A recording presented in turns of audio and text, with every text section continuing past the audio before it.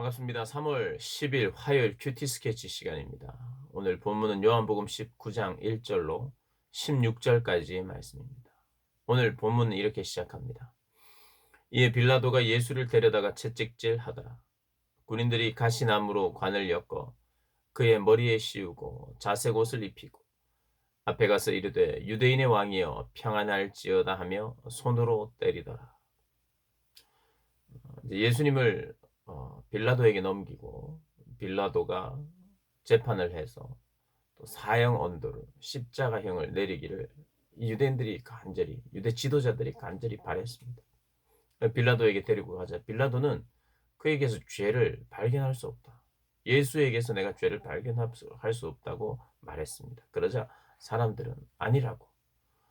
그는 죽을 죄를 지었다. 유대법으로도 특별히 하나님의 아들이라고 자신이 하나님의 아들이라고 한 것은 신성 모독죄로 돌로 쳐 죽일 죄에 해당한다. 우리도 우리 법으로 죽일 수 있지만 지금 로마법을 따라야 하고 로마가 지금 이제 식민지를 유대를 식민지로 삼고 있기 때문에 그들의 허락이 필요하고 그리고 자기들의 손으로 죽이기를 원치 않는 거예요. 로마의 힘을 입어서. 왜냐하면 이 유대 지도자들은 예수님을 너무 미워하고 싫어했지만 또 아직까지 많은 사람들은 유대인들을 많은 유대인들은 예수님을 또 좋아하고 또 믿고 싶고 그에게 배움들이 있고 그런 것이 있었죠. 그래서 이 대제사장들은 그들의 손으로 직접 죽이기보다는 이제 어 로마를 등에 업고 로마 사람들에게 사실은 압제를 당하고 있는 입장이잖아요. 식민지가 되어 있으니까. 이게 사실은 로마가 미운 거예요. 대제사장들도 뭐 로마가 밉지만 지금 예수님 죽이겠다고 오늘 본문에도 우리에게는 가이사 외에는 왕이 없다고. 로마 황제 외에는 왕이 없다. 유대인의 왕 예수가 여기 있다고 말하자. 우리에게는 왕이 한 분밖에 없다. 가이사밖에 없다. 이런 자기들의 정말 양심으로는 나올 수 없는 말을 하면서 이렇게 죽이기를 바라는 거예요. 빌라도는 너무 고민을 합니다. 오늘 빌라도가 굉장히 애를 쓰고 있다는 것을 어제 본문부터 계속 보여주고 있어요. 죄가 없는데. 내가 아무리 봐도 이걸 죽을 죄가 아니다. 그래서 채찍을 막 치고 때리고 그래서 사람들에게 보여줘요. 이 정도만 됐지 않느냐고. 이놈 미친놈 아니냐. 이렇게. 이 사람 이렇게 연약하고 우리에게 꼼짝 못하고 지금 맞고 있지 않느냐. 이 사람이 무슨 큰 사회적으로 문제를 일으킬 만한 사람이 되겠느냐 하면서 자꾸 보여주는 거예요. 채찍에 맞고 피투성이가 되게 해서. 그러나 사람들은 이 유대 지도자들은 끝까지 죽이십시오. 소리를 지르고 있어요. 소리를. 지금 보면 빌라도는 유대인들의 이야기를 들으면서 그냥 유대인들을 죄 없다. 너희들은 내 말 들어. 이렇게 할 수 없는 게 이 유대인들이 지혜롭게 유대 지도자들이죠. 유대 지도자들이 지혜롭게 가이사의 충신이라면 자기를 왕이라고 하는 사람을 죽여야 된다. 죽이지 않으면 가이사의 충신이 아니다 이러면서 막 소리를 지르는 거예요. 이 빌라도는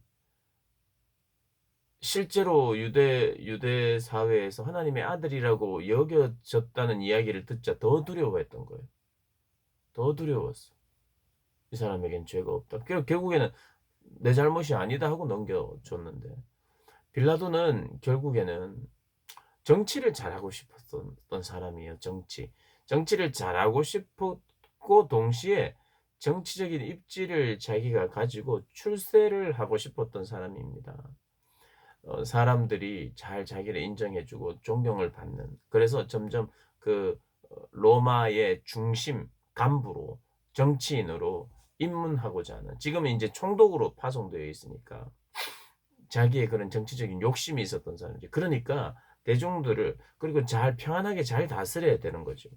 그런데 이제 무슨 일이 자꾸 일어나려고 하니까 이걸 잘 잠재우려고 예수님을 죽이려고 하니까 유대 사회의 많은 유대인들은 또 예수님에 대한 그런 좋은 어떤 이미지를 가지고 있는 사람도 있으니까 예수님을 자기가 자기 손으로 함부로 했다가는 또 이 동요가 일어날 수 있는 거고.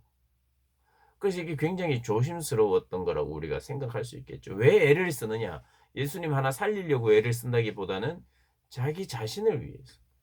자기 자신을 사실은 어 사랑하고 좋아하고 애지중지하는 거죠. 근데 결국에는 자기 하나 애지중지 여기면 결국에는 여기서도 저기서도 제대로 서지 못합니다. 사람들의 눈치를 봐야 되고 사람들의 평판을 두려워하면서 대중들을 두려워했던 가장 대표적인 인물이 빌라도입니다. 대중들을 두려워하는 거예요. 사람들을 두려워하는 거예요. 권력이 있었음에도 불구하고 더 높은 권력을 위해서 사람들을 두려워했어요. 그래서 예수님을 안 죽이려고 하다가 또 사람들이 두려워서 예수님을 결국에는 죽이는 자리에 내준 사람이에요. 결국 빌라도가 재판을 하는 재판관의 입장임에도 불구하고 너무 평안이 없었죠. 그런데 오늘 3절에 군인들이 유대인의 왕이여 평안할지어다 라고 말하는 예수님 혼자 지금 이 평안하고 있습니다.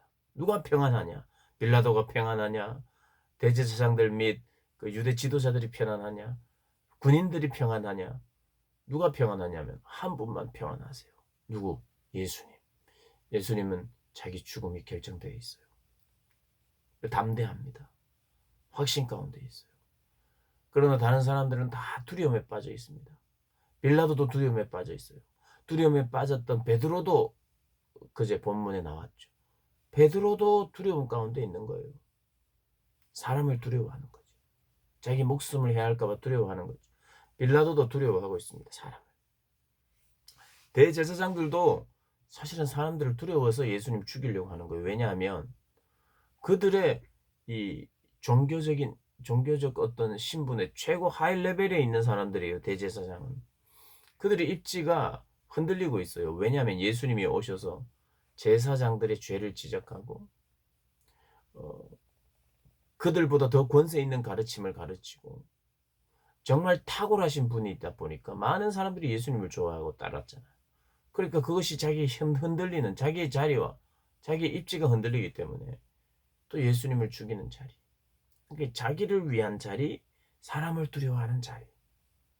빌라도 역시 자기의 명예를 위한 자리, 자기의 권력을 위한 자리, 그러나 사람을 두려워하는 자리. 진리가 없어요. 사람들에 의해 조정되는 사람들. 진리는 하나예요. 사람들에게 조정되지 않습니다. 평안은 언제 오느냐? 진리를 행할 때 옵니다. 평안은 사람들의 뭔가를 비위를 맞추면서 살면 평안하지를 않아요. 주님은 사람들의 비위를 맞추지 않습니다. 진리를 행하고 오직 하나님 한 분의 말씀에 자기 자신을 던집니다. 사람들이 전부 다 반대해도 전부 다 욕해도 아니라고 해도 진리 안에 있기 때문에 평안한 분은 오히려 역설적이게도 오늘 군인들이 평안해봐봐. 너 평안할 수 있어? 이렇게 말할 때 실제로 주님만 평안하셨어요. 누가 평안한가? 어지러운 세상 속에 권력이 난무하고 어떤 줄을 서야 될 것 같은 이럴 때 진리의 줄을 딱 서고 그렇게 주의 뜻을 행하는 자만 평안합니다. 여러분 그렇지 않던가요? 언제 마음이 평안해요? 하나님의 말씀에 순종할 때. 순종하지 못하면 불안하죠. 죄책감이 있죠. 불안해서 못 살아요. 그리고 계속 두려워하게 돼 있습니다. 하나님도 두려워하지만 하나님보다는 사람, 다른 것 두려워하면서 평안이 없는 삶을 살게 됩니다. 누가 평안하냐? 오직 예수님 한 분만 평안하셨고 예수님을 따르는 자들, 실제로 그 진리대로 믿고 행하는 자들. 그래서 우리의 삶에서 우리는 진짜 평안을 선택해야 돼요. 평안한 삶을 선택해야 되는데 그건 거기에 이르는 길은 딱 한 가지밖에 없습니다. 진리를 행하는 진리의 편에 딱 서 있는 것 외에는 없습니다. 오늘 그것을 여러 사람들이 막 이야기하고 다시 판단하라 그러고 또 재고하라 그래도 소리를 지르고 난리를 치는데 여기에는 평안이 없어요. 예수님께만 평안이 있어요. 그럼 진리를 행하면 어떻게 되느냐? 진리를 행한 자만 승리합니다. 대제사장들은요, 자기들이 승리한 줄 알았어요. 예수님 죽이면 이제 이 자리에 위협받지 않겠지. 눈에 가시처럼 보였던 예수님을 제거하면 우리의 목적을 달성해서 평안하겠지. 그러지 않았습니다. 오히려 그들이 패한 거죠. 예수님이 십자가에 달리시는 게 승리였습니다. 사단 역시도 마찬가지입니다. 사단도 예수님을 죽이면 이기지 않을까, 아들을 십자가에 달면 승리하지 않을까 착각한 거죠. 세상의 방식입니다. 내가 원하는 것을 세상의 방식으로 딱 이루면 승리할 것 같은데 그게 패배한 거죠. 세상의 방법으로 내가 원하는 것을 얻었기 때문에 그게 패배입니다. 얻은 게 아닙니다. 빼앗겼죠. 생명을 빼앗깁니다. 영원한 생명을 빼앗기고 구원의 자리에서 이탈이 됩니다.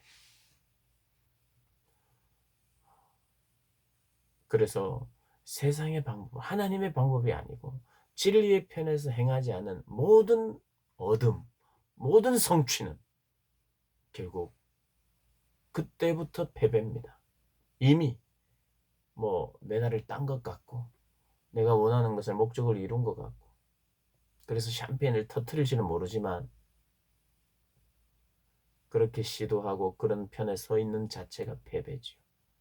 그래서 빌라도도 패한 자고 대제사장들과 지도자들도 패한 자고 잠깐 자기가 승리했다고 생각하는 거예요.